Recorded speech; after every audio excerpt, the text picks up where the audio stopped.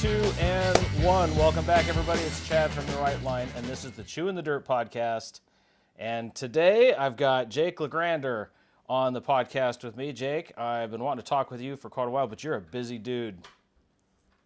Yes, I am. Or so I like to pretend. Well, you know, pretending is okay. I'm all right with that. You sound busy. That's the important thing. Yes. It looks good on paper. All right, so, you know, Jake, when I first started this podcast, one of the first people on top of my list to have on the podcast was you, of course. And one of the reasons why I wanted to have you on back then was because I thought, you know, I know he insures a lot of dudes with Jeeps, and I bet he'd have a lot of really cool hints for folks with their Jeeps and stuff. But now, not only can we talk about that, but now you've stepped into something, a whole new world of stuff. Yeah, big slight change of direction, but sometimes you got to do that to shake it up and keep things interesting. Well, sure. And hey, it's whatever makes you a better person, right? It makes you happy? Yeah, that's the number one thing, yeah. All right, well, I was depressed. I was very depressed when you left Arizona, but but if it makes you happy, I'm all right with that. Well, I appreciate that. It was a big decision, man. It was I was there for 13 years, and I love Arizona, and it was great, but it was time for a new adventure. And unfortunately, that adventure was not in Phoenix. Yeah. Well, you got to go where the adventure is anyway. So, you know, hey, as long as you're happy, that's the important thing. So. Right. What I'd like to start with is a brief intro, kind of who you are, where you grew up, where you came from. We'll eventually talk about some off-roading because I knew you were into off-roading, and I'd like to know what the off-roading is like in Tennessee now because I've never been there. Yeah, big difference. So, quick snapshot about me. I was born in Wisconsin, grew up as is my childhood in Montana, northwestern Montana. That's where I really learned about outdoors and Jeeps and all things off-road. Since then, I've lived a lot of places. I've lived all over the country, and now most recently relocated to Knoxville, Tennessee. Knoxville, Tennessee. What? Yeah. What was it, or you know, how did you get bit by this off-roading bug? So, literally, man, I have always been fascinated with anything that has a motor. Boats, dirt bikes, ATVs, Jeeps, And so when I was a kid, I think I got my first dirt bike when I was like 4 or 5. Oh. And, in Montana, we used to ride dirt bikes almost every day. We lived out in the woods, and it was great. And then we had an old 55 Willys flat fender Jeep. And the deal was you can hunt from your vehicle in Montana because it's so spread out, right? So as soon as my feet were long enough or my legs were long enough to reach the pedals, I could drive so my dad could sit in the passenger seat with the windshield down and he could hunt. And I thought that was the greatest thing because it was something else that I got to drive, right? And so driving around in 4 low at a half a mile an hour in an old flat fender so that dad could look for deer and elk and moose and whatever else was like the greatest thing in the world. And I thought, man, this off-road stuff's really cool. It's like a dirt bike, but bigger. Yeah, right. And I think it kind of got the bite, and I've been at it ever since. You know what I mean? Oh, well, that's fantastic. So you started with the Willys, and I know you're in a JK now. How did your evolution of off-roading go from? It went from the Willys to a. Yeah. So my first Jeep that I had when I was 16 was a '76 CJ5. Nice. Bought it, and it was like every first Jeep should be. It was bright red, and it was old and rusty, and the speedometer didn't work, and the gas gauge didn't work, and the windshield wipers barely worked. But you know what? The top came off, and it was awesome. So then a few years later, I upgraded to a TJ, and then I had a second TJ, and now I've got a JK. They just kind of keep, every so often you got to get a new one. Oh yeah, well, or mix them up. I've been through enough of them. I completely. You get it. You know where that's come from. Yeah, I started with a 1990. Well, no, excuse me, take that back. I started with a '76 Chevy 3/4 ton pickup, 4-wheel drive. Yeah. And that was like my big first huge project. And then I went from that to the YJ, 90 YJ, and then a 2006 LJ Rubicon. and then my Grand Cherokee, and then my TJ. And I think maybe when you and I first met, I think I was probably in the Grand Cherokee at that time. I don't think I had the Rubicon. Yeah, yeah. No.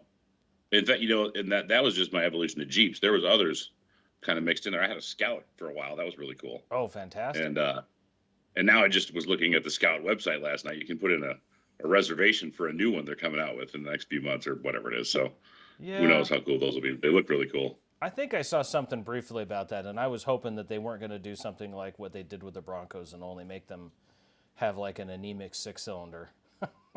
Yeah, well, I was looking and it was late and I was kind of tired. I saw electric and I immediately got irritated and switched websites. I don't blame you. I don't blame you at all. I think the whole electric vehicle thing is kind of it's a cool thing. I mean, if I were a 16-year-old kid and somebody told me that we're all going to have electric vehicles, I would have told you were crazy. Right. I'm not particularly interested in it, but for the person that digs that kind of thing, hey, more power to you. Yeah. I think they have a place, like everything, but there's a lot of work to go before they're super cool. You know what I mean? Yeah. No, I hear you. All right, so you've been through a lot of off-roading stuff. You came to Arizona. That's where I met you, was in Arizona, and with our off-road club here and whatnot. And it seemed like the off-road thing really made you tick. And we were part of Jeep Jamboree USA, which is, I tell you what, man, finding somebody to run DeSoto, I've got somebody really, really good to fill some big shoes. I hope so, man. It's a good trail. People love it. That was fantastic. Well, a group just ran it yesterday, and they had a little bit of a mechanical issue on the trail, but otherwise they said it was fantastic. Good. So I know it's always been a popular one with the guests. People really liked it and had a good time, so hopefully that continues on. Yeah. Well, if you ever get a bug to ever come back to Arizona in end of February, first weekend in March, I've got a trail for you. It doesn't matter. I'll find a trail for you. I was close, man. I bought a truck. Yeah. And I'm on the verge of buying a trailer so I could just hook it up and go. I didn't have everything worked out with the new business where I could take off for a week yet, but man, I was so close. I was trying to make it happen. I was going to surprise you guys. Yeah. But new businesses, you got to get all the kinks worked out before you can just take off and leave them alone. Yeah. And we are going to get to that because I'm interested to see or to hear about how that's going for you, and if you're absolute in love with it, it sounds like you were really, really thrilled and really stoked about doing the whole restaurant ownership thing. Actually, a bunch of us were kind of joking about we should just arrive. Just show up on his doorstep. You should. And just show up and go, hey, man, where's the restaurant? Where's the restaurant owner in this place? We want to talk to that guy. Yeah, we want to talk to that guy. I found a hair in my grilled cheese or whatever. Yeah, well, these things happen. Yeah, of course they do. Before we get to that, I want to find out what makes Jake tick these days. I mean, aside from the restaurant thing. Because I'm sure, owning a business is hard enough as it is, I'm sure. But what's getting your juices flowing these days? So, man, it's the same as it always has been. I'm kind of a motivated, driven guy when it comes to business. Like, it's what I do. I enjoy it. It's a lot of work and a lot of pressure, but it makes me get out of bed in the morning to go, conquer the mountain kind of thing. When I'm not at work, I try to do stuff. That's where the off-roading thing comes in. When I'm not at work, I have a couple of select hobbies that are very, very different than my day-to-day. And they do the same thing. They give me a chance to challenge myself and to perfect things and kind of scare myself a little bit. You know what I mean? And that gets your brain to shut off. Oh, yeah. The constant day-to-day business stresses and stuff that you're always focused on. And I think the only way that I can keep myself chugging along at a high rate is that I have to kind of reset once in a while, and that's when I get out in the Jeep or I go shooting. Things that take a lot of precision and accuracy, but it just gets your brain to shut off from the day to day. So same stuff. Now I'm just learning about how to what's the wheeling like in the East Coast, and it's a lot different than Arizona, man. It's really cool, but it's way different. Sure it is. Yeah. I remember you were telling me a lot of mud. I didn't. I remember you told me, and I wasn't necessarily surprised, but I remember you were telling me that you were big 2A sort of. I think you told me you were a competition shooter at one point, right? Yeah, I like to pretend that I am. Some days are better than others. I've gotten away from the competition part of it. I'd like to get back to it now that I think I'll get things settled on. I have some time. Yeah. I just enjoy the competition part because you're competing against other people, but you're also competing against yourself. The whole thing is it's just driving you to perform at a higher level each time you go out. And that's the part that makes me at least shut my brain off from the work stuff to focus on something. It gives me the little reset I need to go back to work and be motivated to go after it hard. You know what I mean? Oh yeah. So the shooting thing is you can do it quick and dirty. You can go for an hour, a couple hours, shoot a few rounds, and I can get that quick little reset. Wheeling's better because you know how it is, man. You go out for a whole day on the trail and you're physically tired and you're mentally exhausted. Whether you're guiding and teaching people or you're yourself challenging yourself across obstacles and focusing really, really hard, at the end of the day, your brain is good and mushy. Yeah. And that gives me the reset that I need to go back to work and be in a good frame of mind and work hard. You know what I mean? So there's a lot of shooting stuff here. There's a lot of competition, East Coast stuff that's not too far away. I just haven't gotten into yet, but I will be. It's cold here. We don't have that in Arizona. It's cold here. There's snow on the ground today. So that stuff will wait a couple weeks. Yeah. Till it warms up a little, I've never been to Knoxville. I've never been to Tennessee. I've never even anywhere close to even driving through it to even really know what the weather is like there. It's pretty temperate, man. When I moved, that was one of my missions is I wanted to go somewhere that had 4 seasons again, but not the extreme weather that they had up north. And so down here, you still get all 4 seasons, but they're a lot more temperate. Snow here is not a common thing. It happens and then it melts pretty quick. Everybody here loses their mind. I was telling you earlier, but it's not 40 below like it is in Wisconsin or Minnesota. You don't have snow for weeks on end. I mean, it's a couple inches and then it melts. You still get the spring and the fall and the leaves change colors and all that kind of thing, but it's not. Summers are warm. They're not Arizona warm. They're humid. You know what I mean? They have that, but It's still not. It's pretty low key. It's nice. You've been there now for almost a year, a little over a year now. Almost a year, right? No, like 6. I got here at the end of May, so about 6 months. Okay. My, how time flies, huh? Yeah, no kidding. Yeah. It's been a ride since I got here, but now things are starting to level up. Moving's a pain, so that's leveling out and getting cool.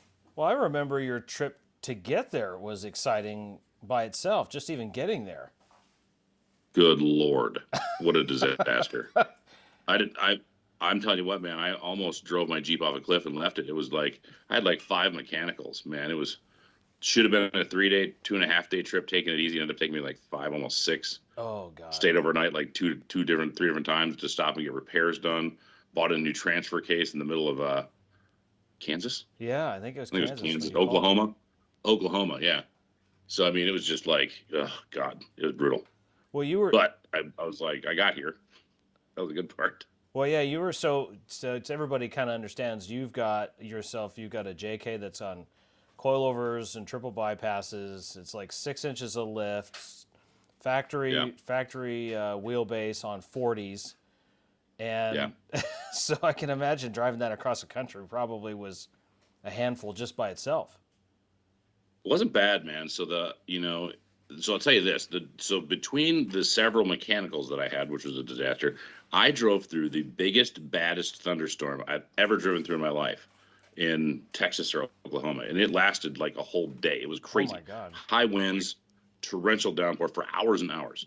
And so, yeah, in a big lifted Jeep, high winds, not fun, but it wasn't bad. I was expecting it to be worse. The Jeep, I mean, my Jeep it's set up, it's set up pretty well and it drives really well on the highway. It's still a Jeep, right? So it's not a Cadillac, but it rides nice. I wasn't like uncomfortable. It wasn't bad. It does highway speeds fine. Everything was cool when it was running. But yeah. So between the mechanicals and then the storms and you're in, Texas and Oklahoma is kind of a barren wasteland. There's not a lot of stuff there. Yeah. So it's it was a little treacherous, but like I said, we got here and made it happen. It was a little rough, but hey, what's a road trip without some adventure? It's gotta have some adventure, right? I know you had a transfer case issue because I know you and I were bouncing messages back and forth trying to find a place to get you a transfer case, and then what other kind of mechanicals did you have? So first in New Mexico, I wasn't even that far from Phoenix. I had something, I can't even remember what it was. Something went out and got towed into Tucumcari. Oh, No one there would look at it. Really friendly people. I don't recommend it. Then I got towed to Amarillo, which was like a $900 tow bill. Found an off-road shop there that told me, I guess the shift cable, somehow came unhooked, got wrapped around the drive shaft, shredded. So I'm like, great, no problem. Put me in two-wheel drive. I'm going. And they're like, no problem. So they did, right? Wanted to make sure everything was cool. They're like, yeah, you're fine, man, whatever. I'm like, okay, I'll just hash out. I knew some good shops and some Jamboree people here in Knoxville. So I'm like, well, I'll roll. And when I get there, I'll deal with it. So now I'm in two-wheel drive, driving. Everything's happy. Yeah. Well, next thing I know, my sister's behind me driving, and she's like, Jake, there's sparks coming out the bottom of your Jeep. Oh, I'm like, well, that's not good. Right. And so I got semis honking at me because I'm talking a lot of sparks in the thunderstorm. So I pull over because all of a sudden I lost all power. Well, that's when the transfer case went bang. So it was something happened, something got loose, the input shaft where it hooks up, blah, blah, blah, blah, blah. So I get towed another however many 100 miles to some little town in Oklahoma. And oddly enough, lucky for me, they happen to have a transfer case they ordered for another customer like a year prior to that in-house. And they're like, listen, man, this thing's been sitting here for a year and this guy's never picked it up. If you want it, you can have it. And I'm like, take it. Are you sure? So I bought a brand new factory transfer case and paid brand new factory transfer case prices. I'm sure you did. But yeah, forget that other guy. But they were able to get it in. Yeah. So they were able to get it in, and then I was, okay, now we're moving, right? So now I'm back on the road. But again, it's like several days later, blah, blah, blah. And at this point, I'm like, the hell with all of it. Just hammer down. I want to get there and be out for this, But it was 2 or 3 different stops, and then problem here, problem there, get towed again, wait overnight because it's a Sunday and nothing's open. Jeez. Oh. It just kept going and going and going, Luckily, I didn't have anywhere to be, and I had time, and, it worked out. But that was a brutal trip. Yeah. I remember that you and I were kind of bouncing stuff back and forth from one another about trying to figure out where we were going to get you fixed up. And I felt like I was like Jake's guy in a chair. I was the one, typing in all the stuff and feeding it to you in a little earbud, right, or whatever. Right.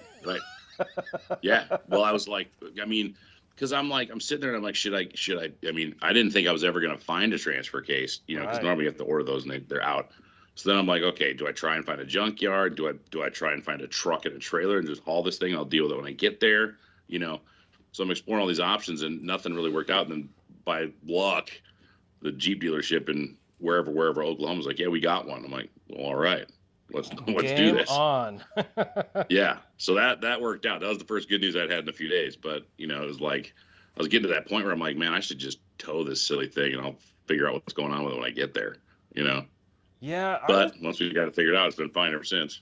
I was actually quite surprised to hear that you were going to drive that all the way to Tennessee. I thought you might have towed it or had it shipped or something like that. Yeah, well, so I looked at all those options, man, and this was the fun part about moving. I was like, should I tow it? Should I ship it? I didn't have a truck and a trailer at the time. I'd sold my trucks from previous. So I was like, okay, I got to get it there. And I looked at the price to ship it, and then I was like, okay, so I was gonna tow it behind like a moving truck. Yeah. Because I had some stuff that I had to move that I couldn't ship, right? And so I was like, I'll tow it behind a moving truck. Well, the problem is a JK on 40s, no one will rent you a car trailer. Yeah. Because, the moving car trailers, it doesn't fit. They're the axles are too 40s. wide. Right. Tires are too big, blah, blah, blah. So I couldn't do that. So I'm like, okay, well, towing's out. And then I was like, okay, even called a few friends that are semi-drivers. And I'm like, hey, man, are you going to be heading anywhere near here? Can you, I'll pay you, throw it on your truck. Didn't work out. No. So I was like, well, the hell with it, man. I'll just drive it. I'm like, it's fine. It's good. Yeah. Should be fine. Right. Well, normally it would have been. But yeah, right. For whatever reason, had some weirdness happen. And so that was kind of the whole weird part. But yeah, I looked at like every option there was, and that was the one that worked out the best. See, the problem is, if you're ever moving across the country and you have firearms that you want to move, it's not easy, right? I get it. You can pay to ship them, which is incredibly expensive, and then you got to worry about that. Or you can put them in a truck or haul them in your vehicle. So I was down to moving truck would have been great, but I couldn't get a trailer. Right. So now I'm hauling them in my Jeep, right? So that was the whole thing, which was a pain in the ass because then, every night at a hotel, pull up to the back door, Oh yeah. unload everything, Oh yeah. make sure no one looks at you like you're the Vegas shooter coming into the hotel, right? It was, but you're like, I'm not leaving this in the car, you know what I mean, overnight. So yeah, and then the next day load everything back up and drive some more, and yeah. Oh, So I don't that's blame really you. where the whole thing came in. Yeah, Well, it was a logistics nightmare. well, apparently, rumor has it is there's some legislation that's coming down here in 25 that's going to maybe change and make a lot of that stuff more easily done. So, Well, it could be, yeah. I mean, yeah. I mean, something. there was like just the shipping part of it was I could have shipped them, but it was like it's a lot, and then you have to worry about are they safe, are they secure, whatever. Yeah. Whereas if you just transport them, then it's fine, Yeah. Yeah. Yeah, I don't know much about the legislation that I'd heard about. Was that it was supposed to have been a Yeah. nationwide reciprocity law, so that would probably make Right. things more consistent between states if you're traveling or what have you. Because Yeah. the times I've traveled too, I know that if I'm going from here to Idaho, I know there's some friendly states where along the Yeah. way I don't have to worry about that. But if I'm going to like the Rubicon, for example, or who Yeah. knows where, they have some pretty tight regulations. So. Oh yeah, and then requirements too. So not just Yeah. the transport, but what you could have and not have. Oh, sure. Yeah. Sure. I was lucky. The route we went on was pretty. I mean, the states were pretty friendly along the way, but it's just a situation of it's just the whole process. Yeah. It's not like it's your furniture where you just stick it in a truck and send it. You know what I mean? Yeah. Yeah, been there. I haven't ever moved across country, but I remember one year my dad and I were gonna go on a deer hunt in Idaho, and my dad didn't want me driving to Idaho by myself, Yeah. though I would have been completely prepared to do that. So he flew to Sky Harbor, and I picked him up from the airport and in my YJ, and from there we just took off and started driving to Idaho, and I had to take some 2A equipment with me along the way, and Right. whenever we would stop or anything else, you'd bring it out, have to put it in the hotel. But the one thing I was really worried about is at that time they had just closed the travel over the top of the Hoover Dam. They wouldn't let you drive over it anymore, and Oh. they had put in security stations right before Hoover Dam, before you even get there. So they would pull you over, and they would, if you look suspicious, they would want to search you, look at you, whatever. Right. Well, I guess you could still. That's right. They hadn't quite finished the bridge over, but they were stopping you to check you before you drove over the dam. And Right. and I can remember going, "Oh, great! I got some 2A stuff in here. Hopefully, they're not going to panic too much." But it was just they look in and Yeah. good to go. See ya. Have a good day. It was no big deal. Yeah. Yeah. No, I didn't. I didn't have any trouble. I mean, everything was, transported correctly and Yeah, right. cased and separated and all that kind of thing. But it was just the process of doing it was a huge pain. Yeah, I can imagine. Well, I'm glad you made it there though, because I remember after you had contacted me about your mechanical stuff, and I didn't hear anything from you after that, and I assumed you'd made it there, and Yeah, it was hammer time after that. get there. So Once we got it figured out, then it was hammer time. oh yeah, I'm sure. So yeah, you brought your sister with you, I remember, and then your mom came with you as well, right? Yep. So you're all yep. there. So we had a caravan rolling down the highway, Yeah. which is good. I mean, that was great because I was the one that needed the backup with my multiple mechanical failures. Right. So I know why you went to Tennessee, and it was because you were kind of pursuing this dream of having a restaurant. So what's that been about? I mean, because I know that it sounded like you were super excited about it when you first brought it up to the group of us. You were telling us about it, and I was like, oh my God, this is going to be awesome. If this is if this is what it sounds like, this is going to be great for him. He's going to love this. Yeah, it's cool, man. So I as I'll tell everybody in internet land, I owned an insurance agency for 10 years in Phoenix. It was great. I loved it. It was rewarding. I got to do a lot of stuff. I was successful and whatever, but the insurance world had changed in ways that I didn't really want to be a part of it anymore. It's just not. I tell everyone, man, no one ever calls their insurance guy because they're in a good mood and they want to tell them a fun story, right? It's always a bad story. They call to yell at them, which I get, and so that's fine. But after a while, that's really depressing to deal with every day, all day. Whereas a restaurant, as long as the food is good, typically when they're done eating, they're pretty happy, Everybody's right? happy. And so they leave and they're happy and they're smiley and they want to come back and yay, so not to mention I come from many, many years in different versions of the hospitality field. So that was kind of going back to my roots, but I had an opportunity to purchase a restaurant in Knoxville that has been in business for 37 years. It is a historic local icon, if you will. Typically restaurants like that don't become available for sale because they get passed on to family. Yeah. Well, in this particular situation, the gentleman that was selling it, his sons have their own careers happening, and they weren't interested in taking on and continuing the family legacy. So I got an opportunity. He actually interviewed, 4 or 5 other prospective buyers in the last year and a half. Didn't fit well, right? Their personalities didn't work out. So when we met, he apparently liked me enough to let me buy it, which was, great for me because it's a established place. It's fun. It's cool because it's historic, but I get to carry on the legacy of the business. And it's a good business. My big thing was it's a good business and it kind of fit all the stuff I wanted to do. So it's been a ride, man. You get here and you got to get that all kicked into gear. And Yeah. I haven't really changed anything, but you put your own spin on things and kind of polish it up the way you want it and, get it more than working. And it is. So it's good. Yeah. Very good. Yeah. Honestly, what's the butterfly in the stomach feeling got to be for something huge like this, right? Because I can imagine. Yeah.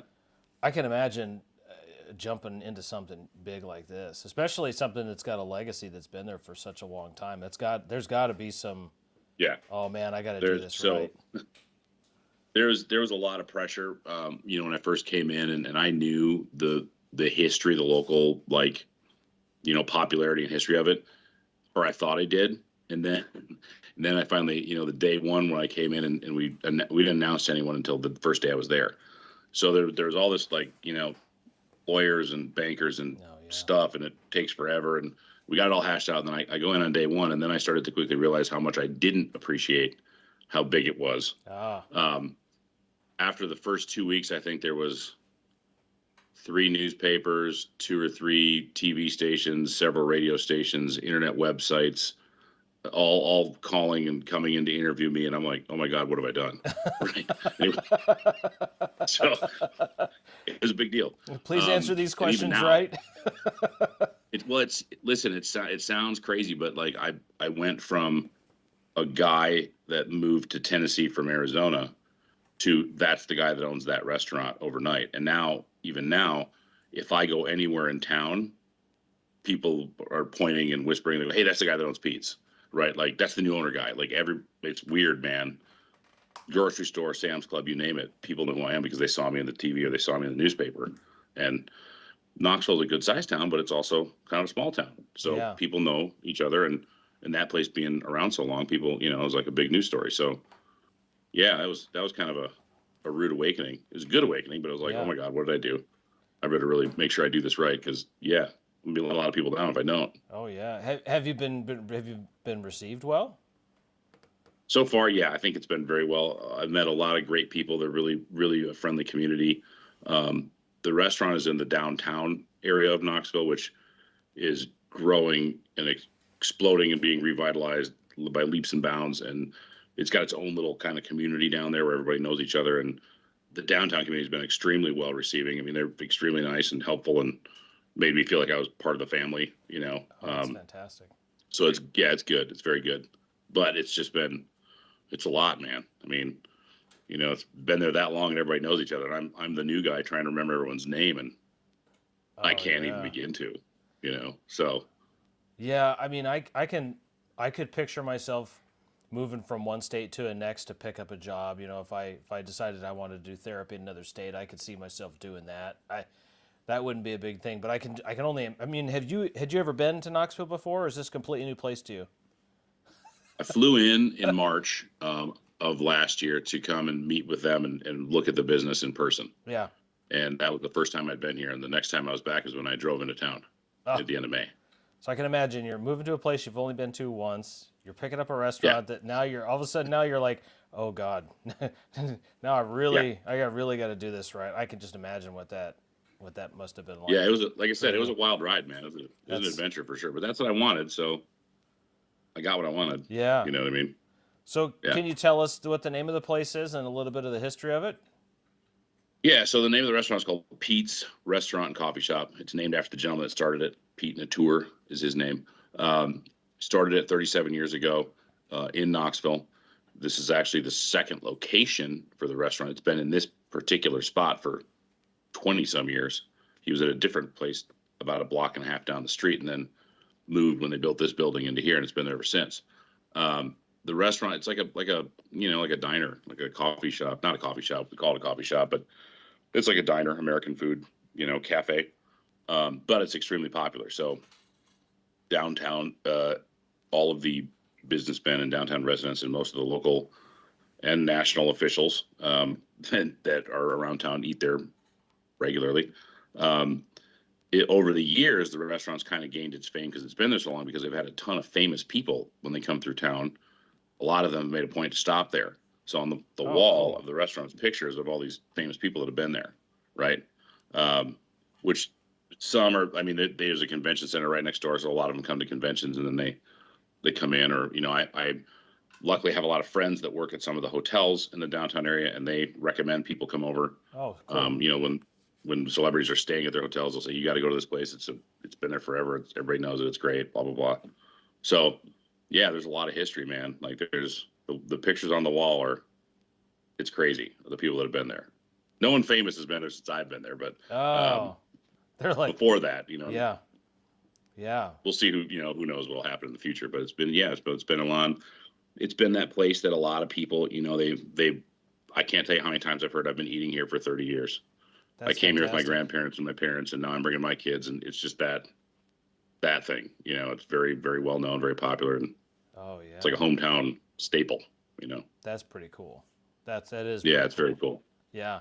Yeah. What kind of pressure do you feel about not wanting to change things, right? Because I would imagine, like for me, if I had my own business, I'd want to run it and do things different. Well, maybe not different, but my way or whatever. I just imagine that there's kind of some of that. Yeah, you're not wrong. So that was so in my quest to find this place or something similar. There's a lot of different things in boxes that I've had to check off my list to make it a go for me. This one checked most of those boxes, and a lot of those where I wanted a place that had the heritage and the systems that it worked well, so that I could come in and maybe make slight polishes and improvements, but I didn't want to have to change stuff. The biggest hurdle I think I felt coming in was the community let me know right away they didn't want it to change. They were vocal about that, and I had to make a big point of assuring everyone that I wasn't here to change stuff. Yeah. And a lot of times, especially with restaurants, you see a new owner will come in and the first thing they do is they change everything, and that's silly. I'm like, why would you buy a successful functioning restaurant to good point. change it? I mean, it works. Don't reinvent the wheel, right? But I have, and I still do. It's a big challenge. I have to assure people regularly, like, hey, man, I'm just here to tweak things and make it a little bit better. I'm not changing anything, right? Yeah. So we have done some small things, to try and elevate and make it a little better. But realistically, it's the same place it always was. That's the magic of the place, because it's been there so long, and the whole, it's got its own mojo, and I wouldn't want to crush that, because that's what makes it work. Yeah. My mission is to convince everybody that I'm not going to be that new owner guy that comes in and changes it when he says he's not going to. So I think it's been long enough now. People are really starting to get the feel that, yeah, okay, it's real. He's not changing it. It's cool. Yeah. And so we're getting some people that had gone away for a while, and now they're coming back, and they're like, hey man, I haven't been here in several years, and I'm really glad that this is cool. Oh, good. I'll be back. And now they're back all the time. I see them several times a week, and they're telling their friends and bringing more people. So it's good. The word's getting out. But that was a big thing at first, because people were very concerned. Yeah, I can imagine. We have some family who briefly had a restaurant, and we're making some changes and making the restaurant look good and that kind of thing. And I just remember they had a lot of work on their hands to kind of make it their own and to build it and make it the way it was supposed to have been. So, that's good. I'm really glad that that's worked out for you guys. I've wondered about it, and Jen and Joe and I have kind of teased, as well as some club members, of just kind of like showing up on your doorstep one day. And Get a burger or something. I love it. You should. Oh, that'd be great. In fact, there is a large Jeep event here every summer. I'm just saying in case anybody wanted to go to that. Oh I'll throw yeah, it tell away. us about that so we all know. I went to the old Smoky Mountain Jeep Invasion because it's right down the street, and I figured I Yeah. better check it out. It is massive. It's massive. It's not. It's I tell people it's kind of like Sturgis for Jeeps, Yeah. right? There's not really any off-roading or trail. I mean, there's a little bit, not really any trail rides associated with it, but anything and everything Jeep related products and stuff that you ever wanted to see or play with or look at, it's there. That's awesome. So the fun part was I rolled in on Saturday. I was like, I got to do this quick because I only had a few minutes with the restaurant being brand new and everything. And so I walked into the convention hall, one of the many, and it was like a family reunion, walking around seeing all my buddies from, all the different vendors that I've met from Jeep Jamboree or out of King of the Yeah. Hammers or whatnot. And they're all like, what the hell are you doing in Tennessee? And I'm like, well, funny story. So, but so that was cool. But yeah, like the thing, the invasion is huge. It's if you're looking for anything product wise, that's definitely the place to be. That's where you And find it. then at night they do this like cruise up and down this strip thing. We're talking.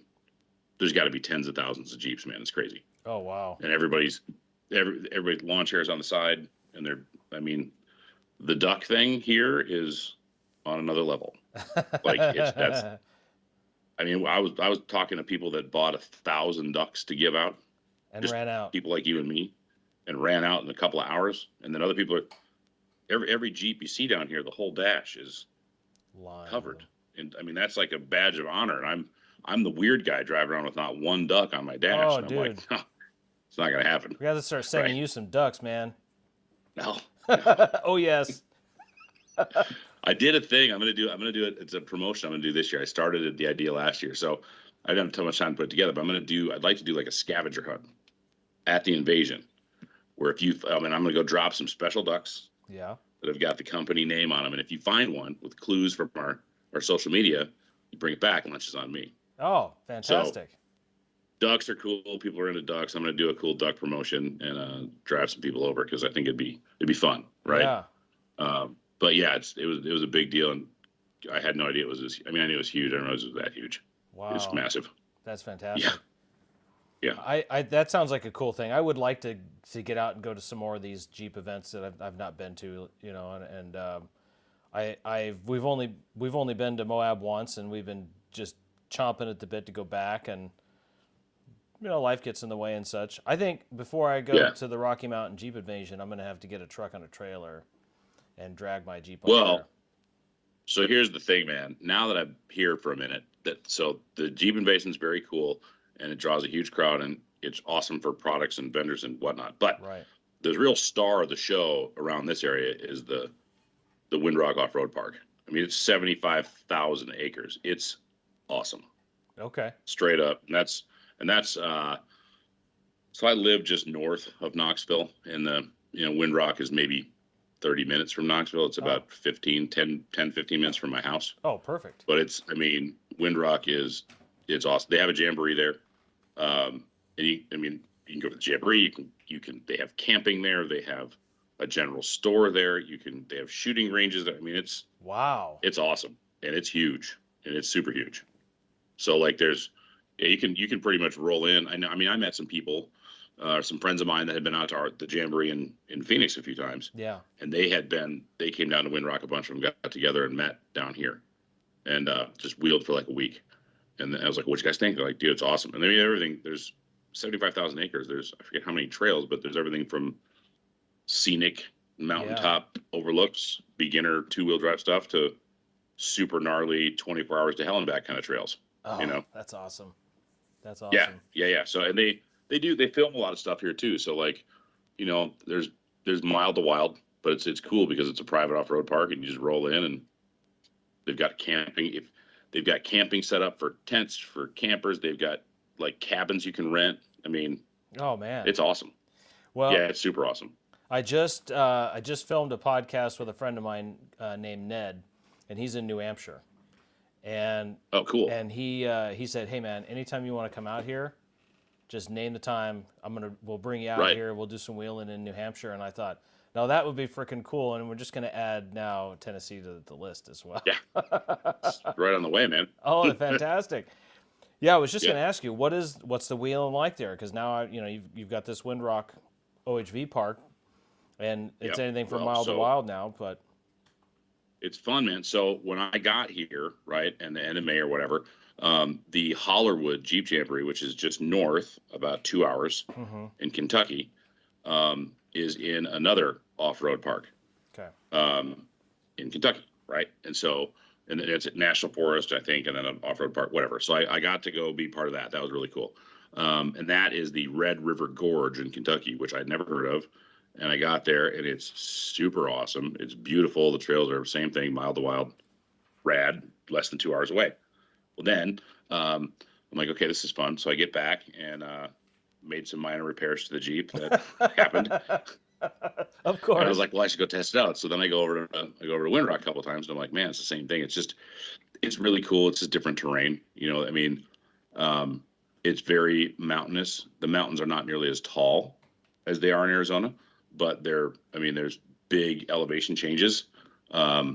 Trails are, like I said, for everything from scenic to super gnarly, but it's just different.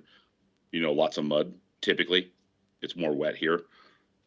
Trenches, I mean, they still have rocks. They still have inclines and hill climbs, and I mean, it's similar. Just more green. It's a lot more green, real thick. Oh, but cool. There's a lot. I mean, there's a lot of wheeling. Oh, your Jeep should be set up just fine for all of that.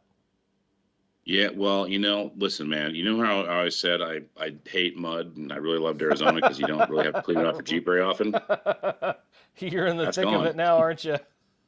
Yeah, sure am. Well, So, but it's fun. It's definitely a fun whatever. But there's a lot of big stuff. I mean, there's a lot of rock buggies, and down here, the rock bouncers are a big thing. Oh yeah, which are just super cool to watch. I'm sure they are. When they do the hill climb challenges. Anything, man, those guys I mean, it's just a lot of, every part on those things is big and bad and expensive. Yeah. But they're cool to watch. They're really cool to watch. Oh, I'm sure they are. Yeah, lots of horsepower, lots of big, huge axles. I mean, it's cool, very cool. Oh wow. And they're typically any guys I've seen around at those, they build them specifically to drive them hard. Really hard. So they're cool to watch, man. They're really cool to watch. Yeah. Well, I do remember anytime we went on a trail run with you down here, your Jeep looked immaculate. I try to keep it shiny. It was always very, very clean. Here. Yeah. Well, it's easier there than it is here, man. Oh yeah, I'm sure. You must have had to buy some kind of like a subscription to the local car wash so you could get your Jeep washed every so often. The funny thing, you should mention that, man. There's a car wash here in the little town that I live in, and the guy, I've never met him, but he's got signs up on the wall that are just like, he must have had some bad experiences because he lays it out like, you will not bring anything with mud and this and that and everything. Okay. So I don't go there with the Jeep when it's muddy because I don't want to get in trouble. Oh yeah, well I can imagine, right? I mean, he's got drains to make sure that they're working, so I would imagine. Yeah. Well, and I think this close to the off-road park, he's probably had people roll through because I mean, you can take anything to Windrock. You can take bikes or dirt bikes or side by sides, and I mean, a lot of people have all kinds of different stuff, and then they come back full of mud and they go through car wash. So, yeah, I'm sure he's probably put the end of that. Oh yeah, I'm sure. I've been even to a couple of the car washes here, not even with a whole lot of mud, but just a little bit of mud on my Jeep, and I drive near it or around it or by the gas station or whatever, and you get dirty looks from the attendant. They're like, "Don't you bring that in here." Yeah. Which, I mean, I guess I understand, but I'm like, aren't you happy people with dirty cars are coming here? Like, that's how you make money? Yeah, exactly. Oh, I can't imagine what the bill must be to clean out a drain, though, so I guess I can understand that. So maybe. I don't know, yeah. I don't know. I never had a car wash, I guess. Oh, well, now that you're kind of out back east, now there's all kinds of jamborees to go check out now. You mentioned the one in Kentucky. Yeah, I'm working on, so there's like 6 of them within 6 hours of Knoxville. So I'm working on the one here at the off-road park. It's in May, I think. Mm-hmm. I think it's May. I think I'd probably be invited back to the one in Hollywood if I can make that work in June, as in June. And then there's like 3 more in October that aren't too far away. So I gotta, as a guide. yeah. Hopefully. Oh, that's cool. So we'll see if my schedule opens up, and a lot of these, because they're so close, some of the guides go back and forth from one to another. Yeah. So when you meet some, you kind of met them all. Mm-hmm. So I'm starting to meet some people and whatnot, and we'll see how that goes. But I would like to be able to do some guide stuff here because I think it'd be fun. It's just different jamborees, different part of the country, but it's still cool. It doesn't matter what jamboree you're at; they're all similar in the fact that everybody's got the same motivation and they're all good people and just want to get out and enjoy the woods. Yeah. Oh yeah, I can understand that. I have still, and this is, this, right? But I have still yet to go to a Jeep Jamboree as a participant. I have still yet to do that.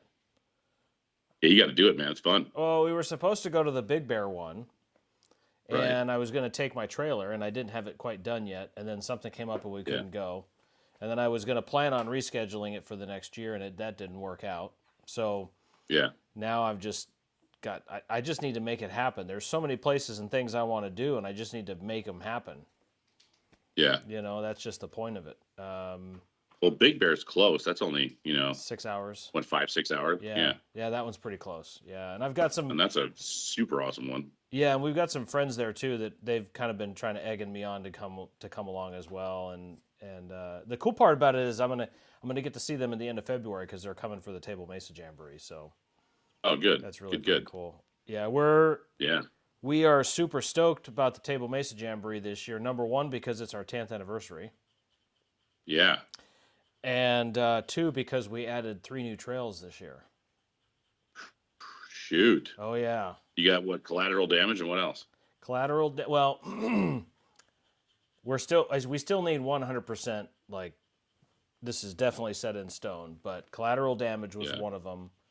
FR42, Telegraph Line Road. Oh, yeah. That's a good one. Yep. And then the third one was China Dam and the Thule Homestead. Oh, cool. Yeah. Yeah. So, I think people will dig that, man. Those are good trails.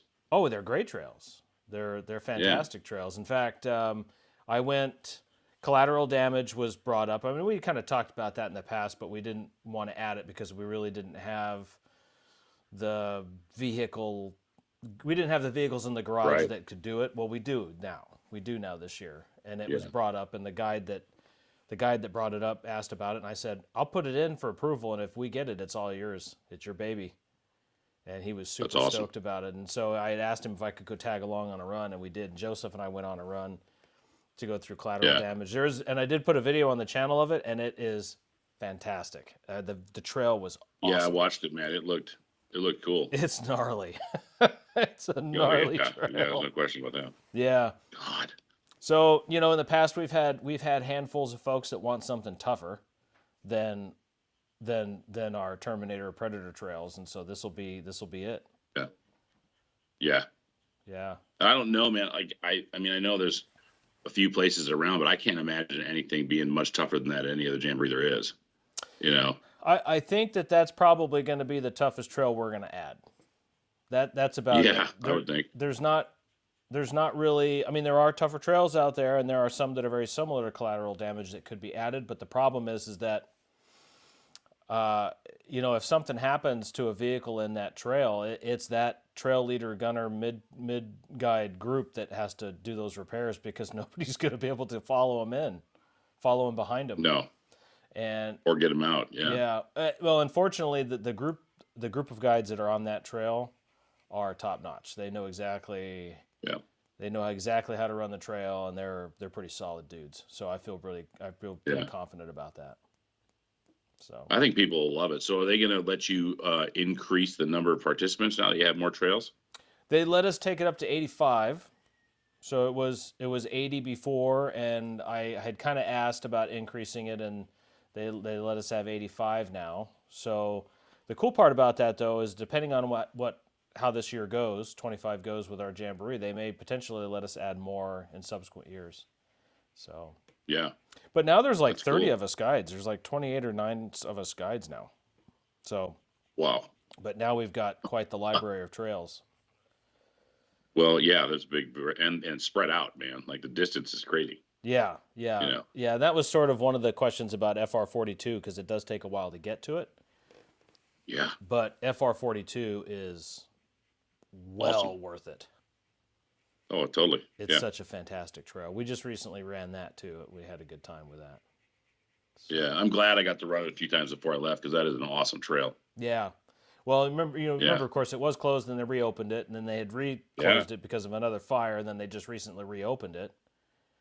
Jeez. And now that area and a lot of the other areas now within the national forest that are close by are now going to be under a new permit rule.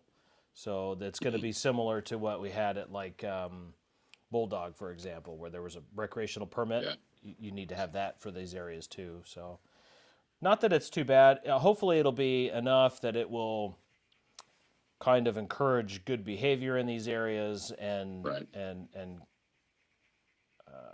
just keep it open because that's the last thing we need to do is Yeah. lose it again.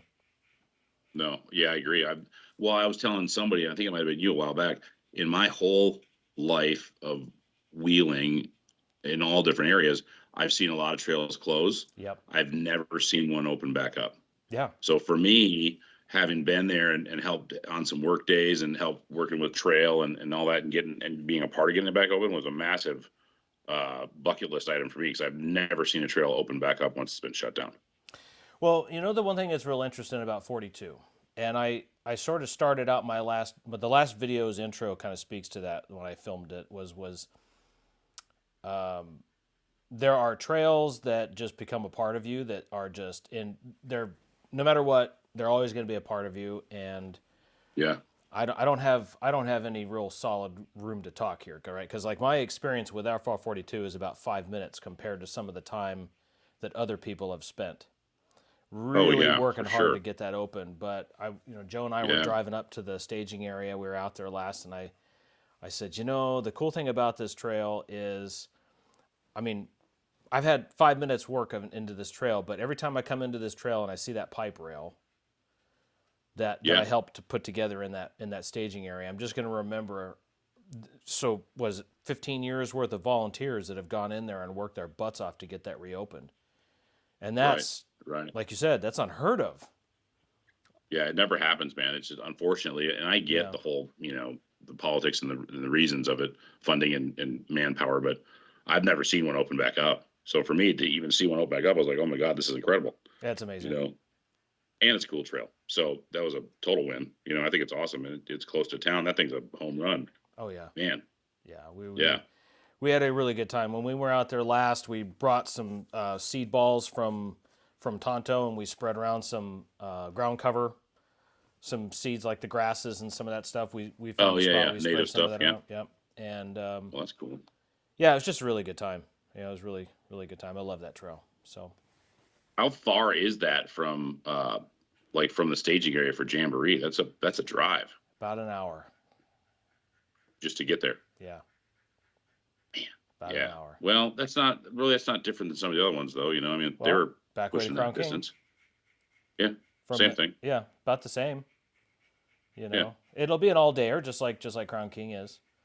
But Yeah. I think that But that trail collects. It just checks so many boxes that it's. once they get on the trail, they'll forget about the drive out there. Oh They'll be right, happy. they're like, finally we're here. Now let's do this. They won't be on. Yeah, they'll be happy about it. It'll be a home run. That's not a big deal. Yeah, I'm sure it will. Yeah. Yeah. The cool thing about it too. Definitely good. The cool thing about it too is that there's so many different connecting areas that if you had to bail out of that trail because of some issue or whatever, you could do that. But Right. yeah. But anyways, so yeah, super excited. Well, that's good, man. Yeah, these new additions they're great. I'm super excited about them. Yeah, game changer for sure. Yeah, and the fact that it's our Jeez. 10th anniversary is something else because I was thinking, God, we've been doing this for 10 years already. It's amazing. Yeah, that went by fast. Yeah, exactly. Well, you and Jim and myself and the Blums and Blake, Yeah. we were like Yeah. really the only OG guides that were there from the very beginning. Yeah. You Yeah. know? And the funny thing is, man, when I was moving, packing up all my stuff, clothes and whatever. And then I get here and I'm unloading and I'm like, why do I have so many red shirts? And I'm like, oh yeah. I wear them once a year and then they get hung up oh yeah, that's fine. Oh, that's fantastic. Well, no pressure or Yeah. anything, but I mean, if you happen to be there, that would have been your decades worth of jamboree at Table Mesa. I know, man. I know. I'm still trying to, if I can work it out, man, maybe I'm I'll just just messing grab a with you. plane and come out there and I'll ride with you. Yeah, I'm just messing with you. No, I wanted to. I thought it'd be cool, but restaurants, they're some days they're crazy and some days they're crazier. Yeah. That's No, how it is. I get that part. Yeah. Yeah. So what's next? But I'm getting closer. Oh, go ahead. Sorry. Well, no, I'm getting closer to it not being as crazy. You just got to get staffing's a thing. I mean, I've got 20 employees, and I'm adding 2 or 3 more this week. So good for you. that's always a work in progress. You know what I mean? Mm-hmm. And then there's equipment and there's remodeling and all kinds of crap. Oh yeah. So we're finally getting the staff dialed in, and that's getting pretty good. And now things will start to settle down a little bit where maybe I can take a day off. That'd be good. Yeah. Yeah. So Yeah. are you thinking about anything that's like very special that you want to add to your menu? Like, are you working on any really cool things that you're going to add that just are So I've that tried. are you? Yeah, man. So I've tried a bunch of stuff, and so the first mission was to really figure out what was working, and if there was anything that wasn't working. There was some stuff that just needed to be tuned up. Yeah. On quality, like fresh ingredients, homemade, not frozen stuff. You know what I mean? Yeah. So I made some tweaks to where the current menu items are now fresh instead of what they used to be. That is a big improvement and a change. Yeah. And then so I'm lucky, man. I've got 3 dudes that are part of my kitchen staff. One's a 20+ year executive chef. He's got way more experience than I mean, this guy's a behemoth. I got another guy that was a corporate trainer for Chili's for like 22 years. And I got another guy that's been high-end catering and all kinds of stuff all over the Eastern Seaboard. So between the 3 of them, we can literally cook Anything. stuff that's way beyond anything we'd ever put on the menu at a restaurant like this. So for fun, to keep these guys entertained and it makes me laugh, we'll do different crazy stuff once a week, twice a week. We have daily specials, but we'll do weird stuff. Like last week we rolled out Eggs Benedict. Oh. And it was like the same Eggs Benedict you'd get at like a 4-star restaurant, right? Oh, now we're talking. And no one knows that because yeah. So we just pile stuff out. We'll throw it on the sandwich board in front of me like today's special and see, what hits. Like a couple of weeks ago, I had a turkey wrap, which, and you'd thought I'd recreated the wheel because we sold like 1 million of them. And I was like, okay, write that down. You know what I mean? So we just try different stuff.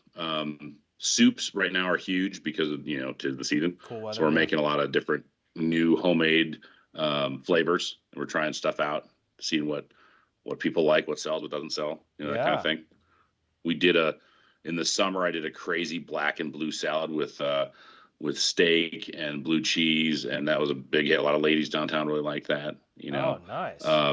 So we just keep I think it's just fun to have the freedom because it's not a franchise. I can do whatever I want. Yeah. So if I go to the farmer's market and I see something cool and I'm like, God, that looks really good. Hey, Done. Team. Yeah. What can we do with this? Right. I think that's the part that keeps it creative and fun for us. Yeah. Is to just do weird and wacky stuff frequently. Yeah. We keep our staples, pancakes and omelets and burgers because that's what pays the bills and people love them and they're really good. But, mix it up every now and again with something funky, I'm working on a new top secret pie. Ooh. That'll be, That's top secret. Yeah. It's top secret. You I'm trying to get a partnership with a local distillery. You can't I'll just leave that out there. tell me. I mean, nobody else is going to know if you just tell me. Yeah. No, it's going to be good. I'm trying to partner with other local established, like there's a bunch of bourbon and whiskey distilleries around this part of the country. So I think why not make a partnership and make a pie that includes some of that. Like a pecan bourbon pie or something like that. That would be a pretty good idea right there. Oh, maybe I just figured it out. No, I'm not going to blow your cover. No, I'm not worried about it because no one else is doing it, man. We just keep fantastic. keep stuff simple, but we do cool stuff, right? And so I've always, you know me, I've always said small businesses have to stick together. That's how we stay in business and fight the big companies, right? So anytime we can partner, we do. I'm working on a deal right now with a local coffee roaster. We're going to hopefully partner up and do some stuff. That's fantastic, man. That's awesome. Yeah.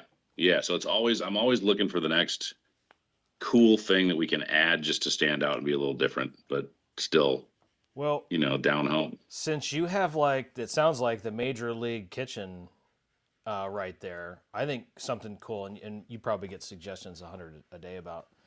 Bring it on, yeah. It'd be cool. They probably start just like that. Hey, it'd be really cool.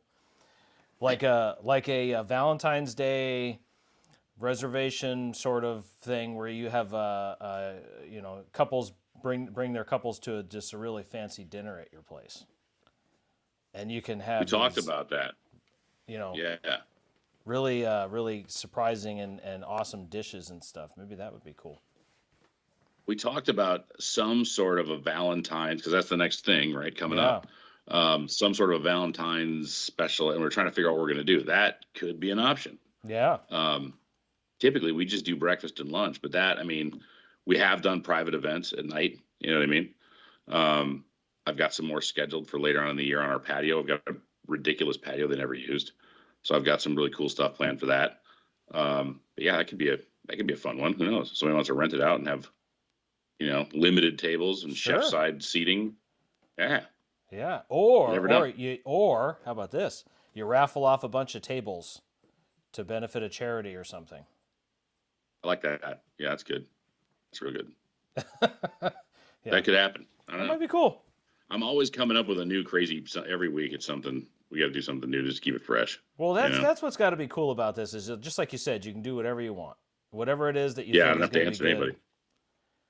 That's fantastic. It's fun. I mean, that part's fun. So, like a lot of times people come in, they're like, "Hey, man, what would be cool?" And I'm like, "Yeah, right. That would be cool. Let's try that." And so we do. And it's cool to be able to try it. And sometimes they work really well. Sometimes you're like, "Okay, we tried it. Yeah, it didn't work." But it's still just the act of doing it is the fun part. So yeah. That's kind of where I've been. We got some stuff coming up. That's kind of where I've been with my channel lately. Is I'm just trying some new things, playing around with this, playing around with that. Yeah. See what works, see what doesn't. Right. Play with a lot more of the editing software and see what filters and different things work and what doesn't. Right. Yeah. I had the coolest comment on one of my latest videos, and it'll always stick with me. It was from a social media post, and it was from the FR42 video that I filmed, the Telegraph Line Road. We got to a place where the river still had some water in it, but it was just as still as not a ripple was in it. It was just completely smooth. So we flew the drone over the lake and over the river and had some fun. Anyways, long story short, this guy watched the video and he made a comment that says, I need to watch this in IMAX. Oh. Yeah. That's outstanding. That is like the probably the coolest comment I've ever gotten. Yeah, for sure, man. I tell you what, man, I've seen some of your drone stuff and it's super rad. Yeah. Like it's super rad. And I can only imagine where that's going to go in the next year or two, you know what I mean? Yeah. Holy smokes. I played around with the drone on 42 as well. You know the corner when I tell you Cactus Corner on our FR42, that real sharp left turn. I put the drone on orbit around me, standing there, and it has sensors, so it'll tell itself where there's objects and it'll fly around objects to avoid having a collision or whatever. So I put it on this orbit around me, and I'm watching the video back later on, and I'm watching it going, oh my God, that's like inches away from. It passed right behind a couple saguaros with just inches to spare, and I was like, that number one, that's freaking awesome. And number two, it's like heart attack right there, because please don't crash into a freaking saguaro. Don't touch the cactus. Oh, they're not cheap. They're not cheap. No, we know. Yes, but in any case, it was. I think the drone work in that video was really, really, really fun. I liked it a lot. Yeah. Yeah. Anyways, it's amazing, man. I see so many people now doing so much stuff with drones, like for fun and professionally. And I mean, damn, I gotta learn how to fly a drone. Well, like 2 years ago, I had tossed around the idea of getting one, and I was going to take the Yeah. FAA certification test, and I saw what it cost, and then I saw what some of the costs of some of these drones were, and I sort of talked myself out of it, just thinking, that's just more expense than I really cared. And I don't want that expense. And then I was talking with a friend, and I was telling him about some of the drone stuff that that'd be really cool to do with the drone. He goes, well, why don't you do it? Right. Just do it. What do you got to lose? And I said, well, I don't. He says, just do it. So I picked up the books. I started studying again. I was into it for like 2 months, and then I passed it. And man, the scenery and the terrain that you have at your fingertips in and around Phoenix is like what drones were built for. Oh, you know what I mean? And that's just the background when you're shooting a Jeep video. You know what I mean? Like, you have to take advantage of that. It's amazing. Oh, yeah. Well, people don't understand what the desert look. I had people here asking me, they're like, hey man, someday I'd love to go see the desert. And I'm like, hold on. And I pulled out my phone and I'm like, check this out. And they're like, I had no idea it was so beautiful. And I'm like, it's incredible. You got to see it. Oh yeah. They thought it was just, like barren wasteland. I'm like, no, the desert's really pretty. Yeah. And you, with the drone, have the ability to film all that. It's amazing. All right, now I'm actually working on a video I saved every bit of drone footage I shot in 24, and I'm putting it into one video, like a summary of all the cool drone places I've been in 24. That's awesome. So I'm working on that right now. It's gonna be really cool. Holy crap. Yeah. Yeah. It's fun. I'm into about a quarter of the way, but it'll be a fun one when I'm done with it. So. No, that'll be super rad. Yeah. In 24, I actually got permission. I got involved with this work project where we wanted to put together a video library of educational videos. We filmed and I edited 26 YouTube videos to put into this library, and I just did 3 more. So now there's 29 videos in this library. Oh my God. Internal for hospital staff to share between each other about therapy stuff, right? And I said, hey, if I'm going to film this and I want to make this stand out and pop, I want to do some drone work around my hospital. And I mentioned it to my leader, and she's like, well, let's find out. By the end of the day, she had approval from security. The next couple days, she had approval from from public relations. And then within minutes, I got approval from the FAA to fly my drone around the hospital. No shit. It was amazing. It's amazing when you get the right people involved how fast that stuff moves, huh? Oh yeah. We did it. We did a very good professional job about making sure it was safe and all that. Right. So we mitigated all that risk, but it was just fantastic experience. So. Wow. So that's a huge resume chunk for your drone resume. Well, the thing about it is I can't share any of it publicly because it's now on the hospital's YouTube channel. Right. And I mean, if you worked for the hospital, you could find it and use it. Internally, you can use it as staff, but outside we can't do it for that because it's just meant for internal use. But it's super exciting. It's super cool, and I have a little bit of it I'm going to put into this video.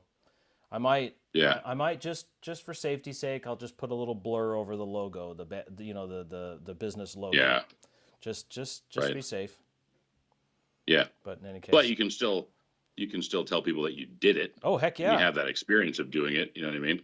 I would not be surprised if there is a drone business in my future. Bring your drone to Knoxville. I need a drone video of my restaurant. You got it. You can fly it up around the building and through the dining room and out the back and whatever. Yeah, it'd be cool. Don't tempt me, man. Listen, I had a guy. You'll love this. In fact, I'll find it and send it to you. I had a guest come in sometime this summer. He's a gentleman that passes through Knoxville. He lives, I think, in Georgia. Passes through several times a year. And he said that every time he passes through, he likes to eat at my place. So he's also a YouTuber guy. He's got a channel, does pretty cool stuff. Made a killer video just because he wanted to and posted it on his social media and tagged me. And I saw the video and I'm like, this guy's amazing. Like, this video is incredible. He just shot it like quick while he was eating lunch. So anyway, he does lots of these videos. But I was like, man, I thought you were right. I'm like, man, Chad should see this because this guy's super cool. And this is what he does. He just travels around and he'll shoot a video on his phone, edits it while he's like eating lunch, adds music, does his thing, posts it before he leaves. And you're like, you got to be kidding me. That's amazing. It would take me a month to do that video. It took him like 15 minutes. 15 minutes. But it was cool. It was really cool. Oh, that's awesome. Yeah. Well, that's cool. Hey, and when I do make it over there, I'll bring that. I'll bring my drone, and I'll bring every native camera Sweet. I've got, and we'll come up with something cool. That'd be fun to do. Right on. So. Yeah. Super cool.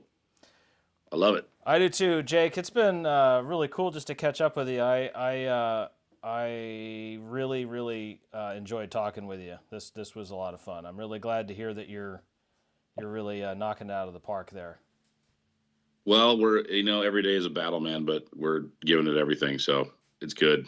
That's awesome.